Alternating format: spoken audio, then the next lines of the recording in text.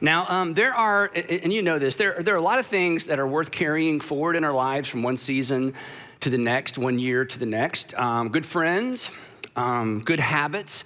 And then there are some things that we should leave behind, things that are not worth carrying from one season to the next, from 1 year to the next. And for the next few weeks, we're gonna talk about one of those things, because one of those things that all of us should get in the habit of leaving behind are excuses.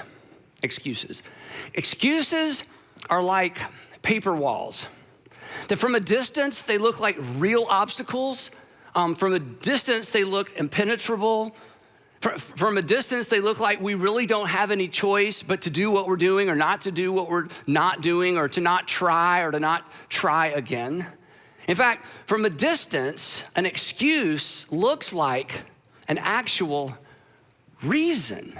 Now, there's a reason I can't throw a 97-mile-an-hour fastball, right?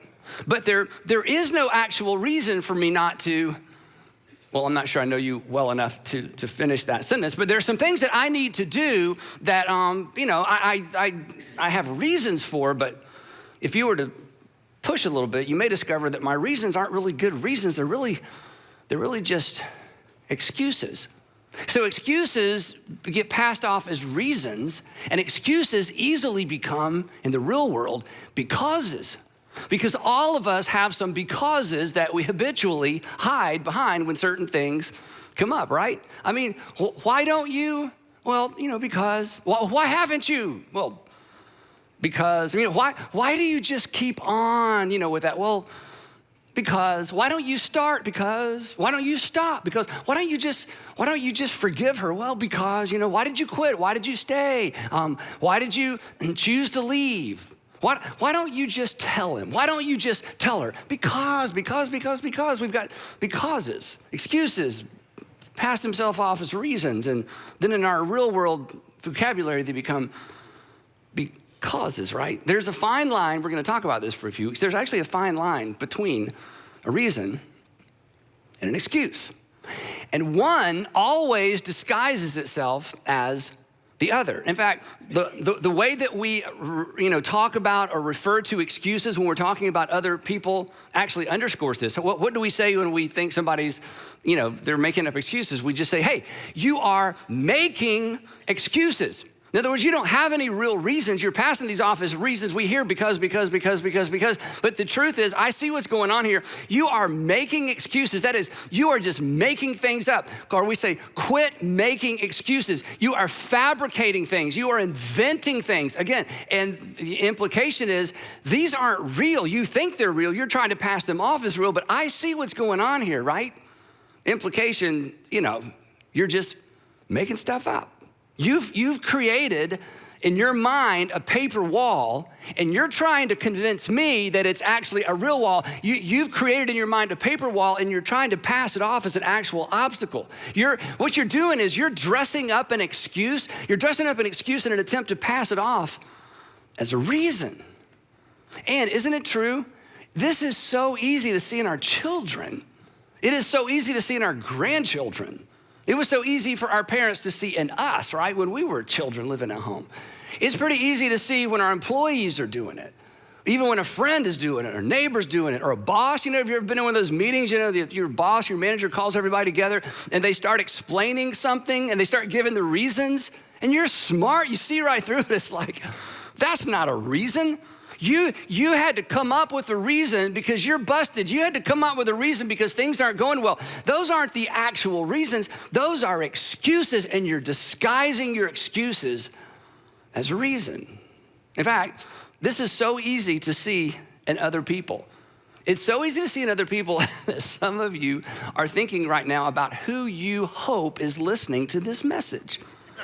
Or how do I get my kids to listen to this one? How much will I have to pay them? It was $20 last time. I don't know how much, has the rate gone up? In other words, it's so easy to see in other people. We hope everybody will recognize those aren't real reasons.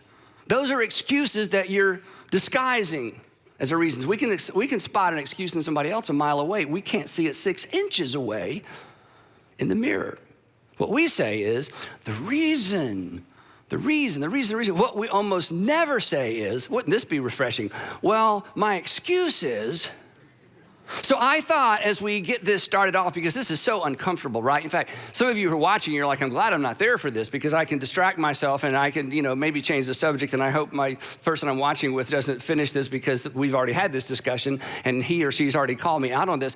So I thought it would be fun to just practice something that we virtually never say that perhaps we should say more often. This may change a relationship for you. This may change a relationship between you and your kids or your parents or a husband and wife. So I just want you to repeat after me.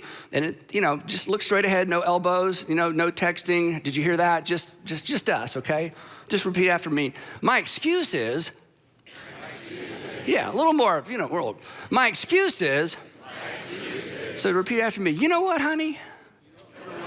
My excuse is, yeah, wouldn't that be refreshing? You know how you know it's be refreshing? Because you would love to hear him or her or your kids to say it. Why didn't you finish your homework? Well, Dad, my excuse is, wow, hey, at least we're dealing with reality, right? Why are you late? Well, my excuse is, what if nothing else, if we don't get anything else out of this series, what if we just quit disguising our excuses as reasons? And because, what if we acknowledge, you know what? This isn't real. I've just made this up. And here's the challenge, and here's the question we're going to come back to for the next few weeks. Because this is emotional, and I'm going to give you some illustrations, but they're kind of light. I'll admit that up front, but just to kind of get our head in the game. Is it possible? I'm not accusing you because I don't know you. Is it possible? Are you at least willing to consider that perhaps some of your reasons, some of your becauses are actually just paper walls? They're actually excuses, something you've created. And the thing is, you have a reason for why you created the paper wall, okay? The excuse, we present it as a reason, but there is a reason we make excuses. And if we ever get back to the source of our excuses, we'll probably drop some of the excuses or acknowledge, you know what? That's just an excuse for something else. A paper wall or an excuse, maybe yours are constructed of things that someone told you. Maybe something someone called you. Maybe something someone labeled you in the past. Maybe it's something that someone expected of you and you didn't come through.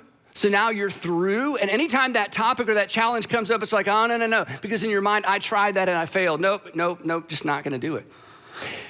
Is it possible, and I think this is all of us at some level, is it possible you've invented reasons to defend certain behaviors, reactions, overreactions? Why do you always overreact? Well, I'll tell you why I overreact, and then you present your paper wall. Why do you always whenever your mom, whenever your dad, whenever we see them, you just kind of light up. Why? Well, let me tell you why, and it's really just a paper wall. Now, you got a reason because we're rational people. We have to have a because. We can't say, I don't know. I have no idea, honey, but that's just what I'm gonna, no, we just, because. Is it possible you have created a paper wall or an excuse for why you procrastinate about certain things, why you neglect certain things, why you avoid certain things? Is it possible you've created a paper wall for why you avoid certain kinds of people, certain kinds of people, events, circumstances, opportunities? I'll give you an illustration. Again, this is kind of light. I've shared this with some of you before. When I was in high school, our high school went from 8th to 12th. We didn't have middle school, 8th to 12th grade. And so I was a failed high school athlete. Everything I tried out for did not make it. Now, I'm tempted to tell you why, because that's what we do, right? The reason, I'm tempted, as soon as I say that, I want to go, the reason is because we had a big high school, blah, blah, blah. But the point is, I didn't make it as an athlete, and I loved sports, but I just wasn't good enough. There, I said it. I just wasn't good enough, right? you got to get it out there, right? So what happened is, I just didn't like athletes. Starting in high school. I've told you some of this. So if you're an athlete, it's like, oh, no wonder he just walks right. No, I just, and you know why I didn't like them? Because I wanted to be one and I failed. I couldn't be what I wanted. So it's easier not to like them than to admit something about me. which is, I'm just gonna ask you a question. This isn't the topic, but I just can't pass by this. Maybe this is why you're watching. Are there types of people you just don't like?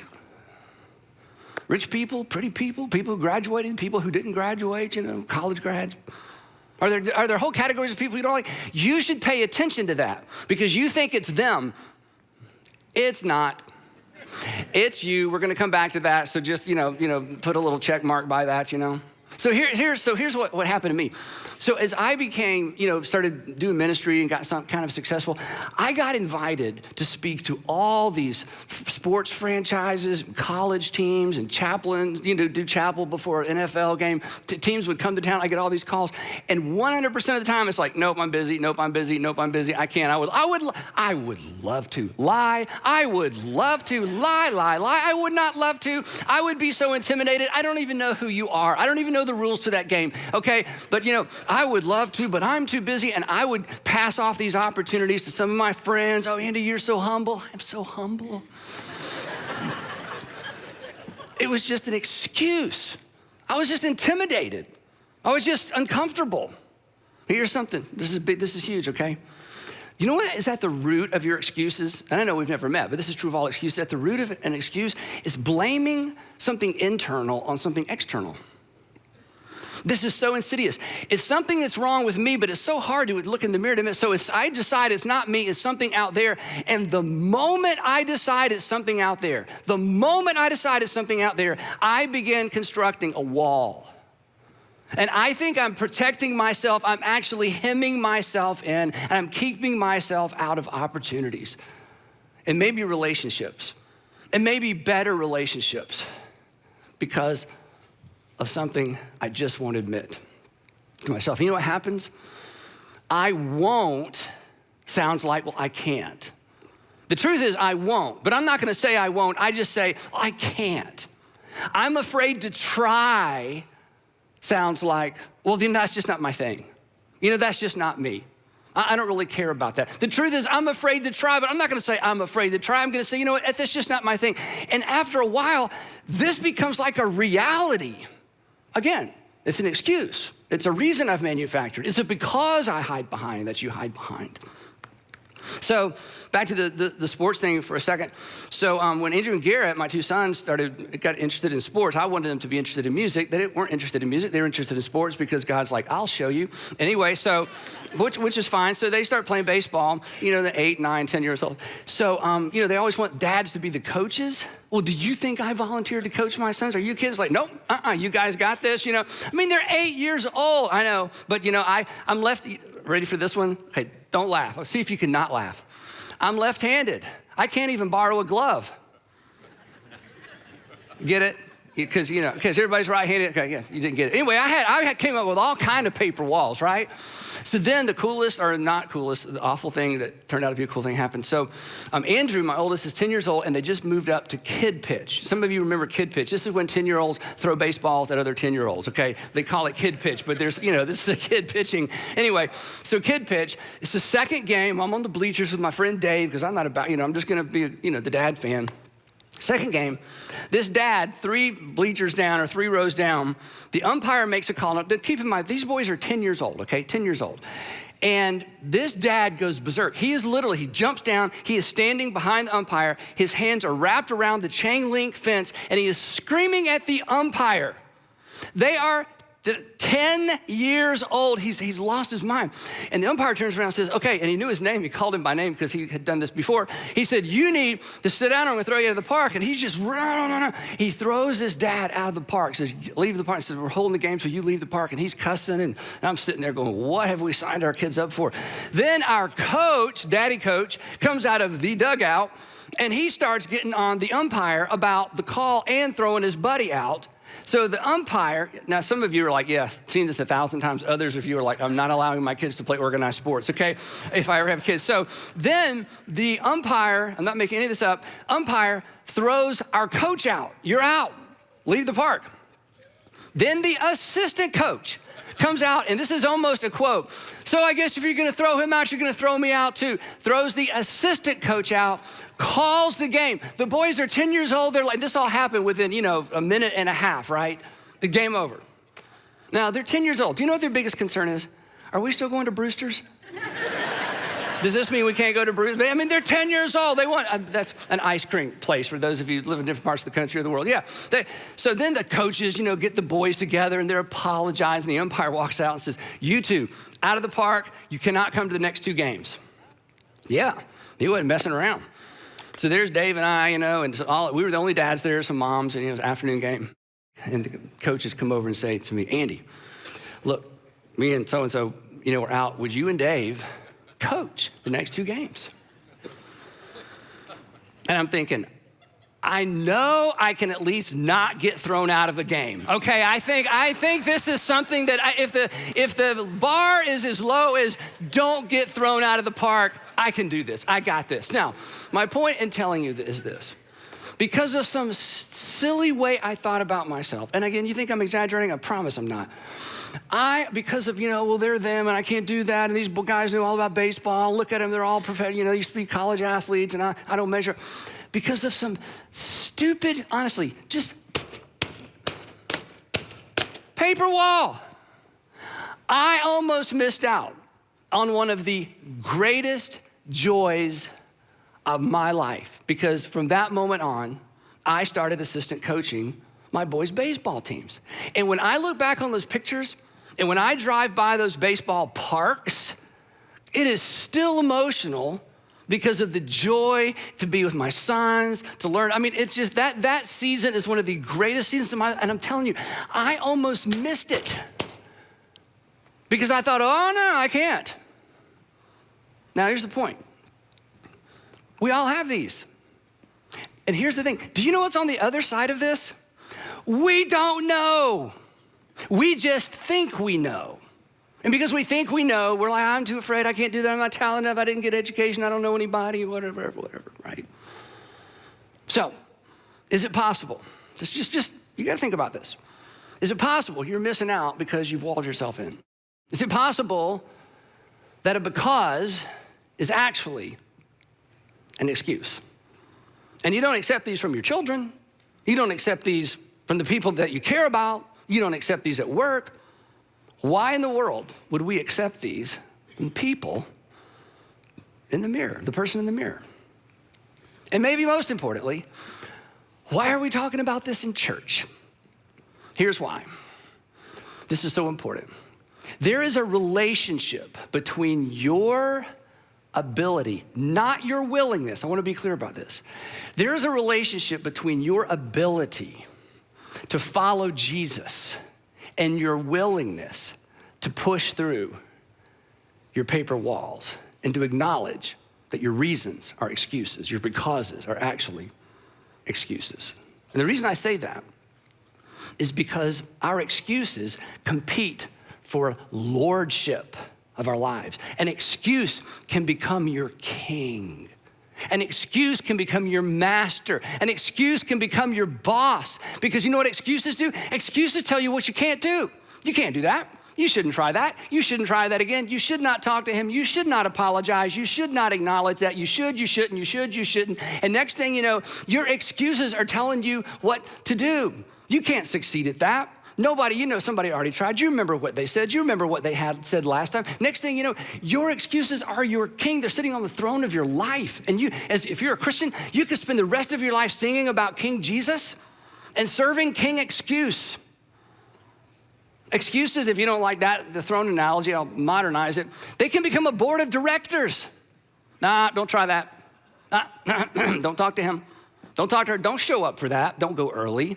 Don't let them know you're coming. Don't acknowledge that. Don't admit that. Don't admit you're wrong. Why? Well, because let me tell you what's on the other side of this. So I know the answer to this, so you don't have to answer it out loud. And I hope I'm not, insulting anybody, but do you want excuses to be the boss of you? I don't. And we've never met, but I know you don't. But they will be the boss of us until we acknowledge they're not reasons, they're not real becauses, they're just the becauses and reasons we give, they're just excuses. We're making stuff up. And I want to be fair, there are reasons why we make things up. There's something behind why we make things up. There's something behind why something inside of me causes me to blame something outside of me.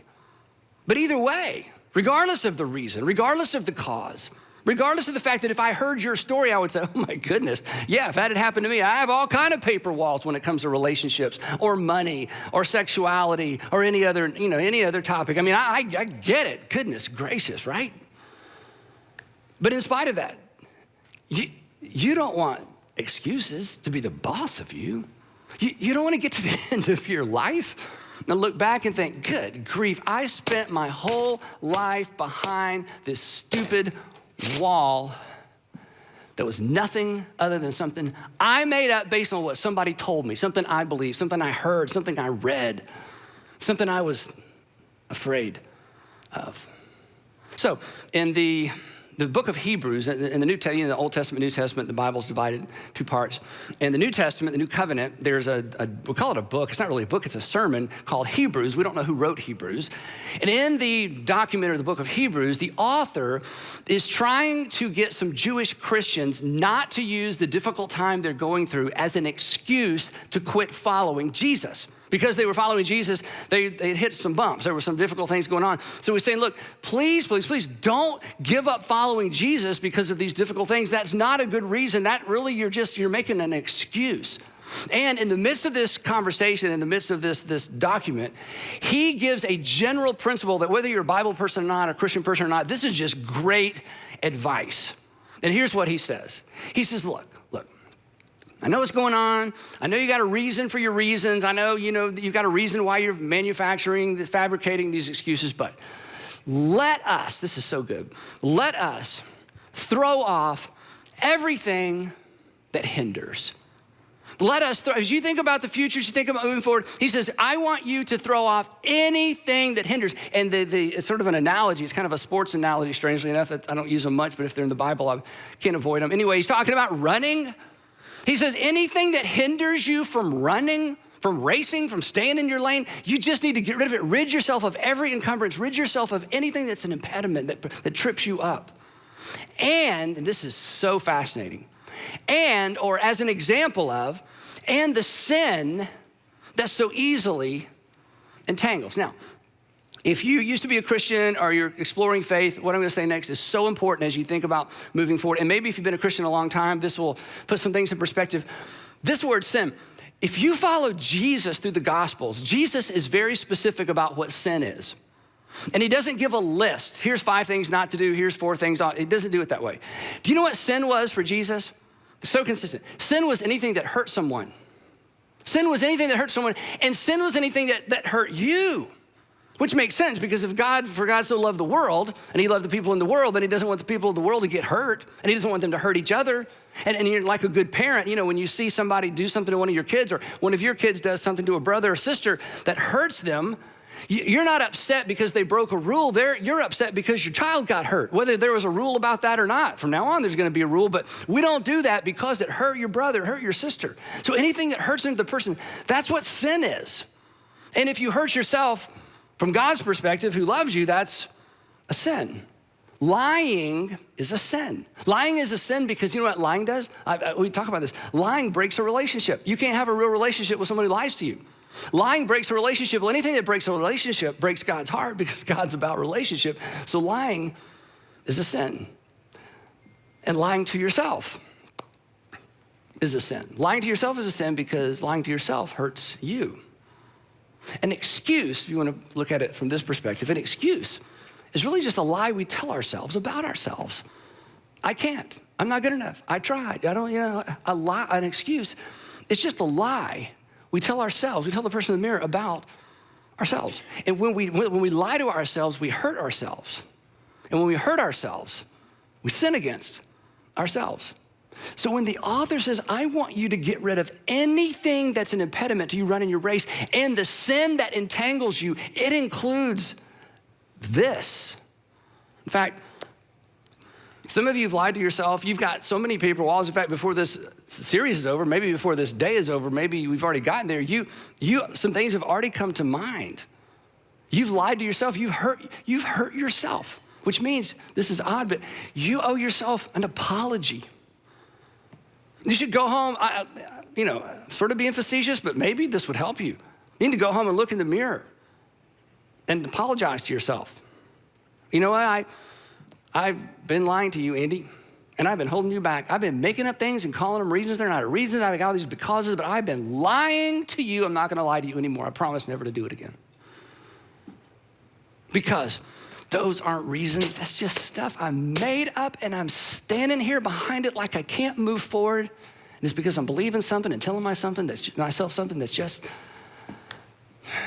not true. So he says, come on. This is great advice, Christian or not. Throw off everything that hinders you and the sin that so easily entangles you. In other words, no more excuses. He says, and once you do, you're gonna be free. Back to the running thing. You're gonna be free to run. He says, and once you do, this is so, you can almost hear the music in the background. And let us run, he says, let us run with perseverance or endurance, the race marked out for us. Now, this is a fascinating thing. Whether you're a religious person or not may determine how you interpret this. But if you're a Christian and you grew up with the notion or you believe that God has a plan for you, that's your race. That God has a will for your life, for your family, for that you do something on purpose and end up with purpose and look back on your life and feel like, hey, my life mattered. He says, the author says, look, I want you to run the race. There's a race that's been marked out for all of us Jesus followers, and then there's a race that's been marked out for you specifically. And if you're not a Jesus follower, if you're not a Christian, you've got goals, right? You've got some mental picture of what could and should be for your future and your family. And the author is saying, look, don't lose your own race. And don't lose your own race because you blame things that really weren't even real to begin with. Would you just get rid of anything that holds you back so that you can at least run and compete in the race that God has laid out for you? Yeah. Instead of just making stuff up. Now, what he says next, I want to tell you what he says next before I show you how the author says it next. This is such a huge idea. This could be a message in and of itself, but we talk about these kinds of things all the time, so I don't want to just keep going back and back and back. What he says next, and this is so subtle and this is so challenging, he says, you need to quit focusing on yourself. Do what? He says, yeah, you need to quit focusing on yourself. If you live for yourself, you only have yourself to show for yourself, right? Live for yourself. In the end, you only have yourself to show for yourself. Great funerals, you know what a great funeral is? There's so much to celebrate, we run out of time. Do you know what a bad funeral is? Nobody wants to speak for the deceased. Pastor Stanley, you've got 30 minutes. We got nothing. Well, I don't even know, well, it doesn't matter because there's not a lot to talk about. Just, let's just get through it, right? Live for yourself. You'll only have yourself to show for yourself. People who build paper walls, and again, nobody does it on purpose, but people who build paper walls and live behind paper walls, people who make excuses, rarely make much of a difference. Have you noticed that? People who live behind paper walls and make excuses, even though their reason, we buy their reasons, at the end of the day, they rarely make much of a difference because paper walls keep you and keep me from being engaged. Paper walls, they make us small. They make us self-absorbed. Paper walls, they rob you and they rob others. And paper walls rob the people around you of you. Here's a harsh reality. This is super deep. You may not agree with this, and that's okay. Excuses, not always, but maybe more times than we want to admit. Excuses are often selfishness disguised as humility. Oh, that was me. Thanks for that opportunity, but I'm busy. Liar. You sound so humble. You let the other pastors have that opportunity. You look so humble. You're just afraid. Sometimes our excuses, they come across as humility when it's really anything but. Now, if you're not a religious person, not a Christian, exploring faith, but not quite there yet, I need to drop you off right there. You're certainly welcome to listen to the rest of the message, but I'm just gonna leave you there. So between now and next time, don't miss next time, just acknowledge, start looking for paper walls and decide you're gonna throw off anything that gets in the way of you finishing the race that you have set out for you, whether you think God has set one out for you or not, okay? Because this is relevant to all of us. But if you're a Jesus follower, there's more. If you're a Jesus follower, the author says, oh yeah, one more step. This is so powerful. And many of you have heard this verse so many times, you've memorized it. He says, and while you're, let me just read the whole thing. Let's throw off everything that hinders and the sin that so easily entangles, and let us run with perseverance the race marked out for us. No period, just same sentence. Fixing, it's a participle, as you go, fixing our eyes on Jesus. Literally looking away to Jesus, or looking away to Jesus. Looking away from the excuses, looking away from the fears, the lack of opportunity, the lack of resources, the failure in the past, maybe even a disability. Looking away, fixing our eyes on Jesus.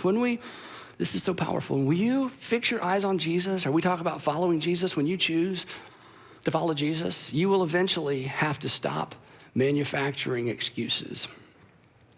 If you really decide to follow Jesus, Jesus will lead you through these. Jesus will expose those. If you follow Jesus, you will eventually have to stop manufacturing excuses, because you'll eventually have to stop lying to the people around you and lying to yourself. We will stop hiding behind the why nots. And I know this is a little hokey, but it's true. And we'll begin asking, why not? Why not forgive? Why not initiate that conversation? Why not try again? Why not sign up? Why not finish my education? Why not just pay off that debt? Why not just be honest with her, be honest with him? Why not? When you follow Jesus, he's gonna lead you through all this nonsense.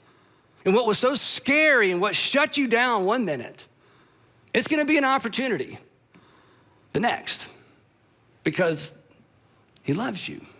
And you know this, right? The people who do the most good in the world are often the people who have the most reasons not to. I mean, aren't those the stories where like, oh my goodness. I mean, they didn't have paper walls. They had actual reasons. And look at what they accomplished in the world. They just took what they had and they did something with it. And instead of, spending all this energy coming up with becauses and reasons and excuses, they just did what they could, and they've done remarkable things. I feel like my dad's one of those people. Sandra's dad is one of those people.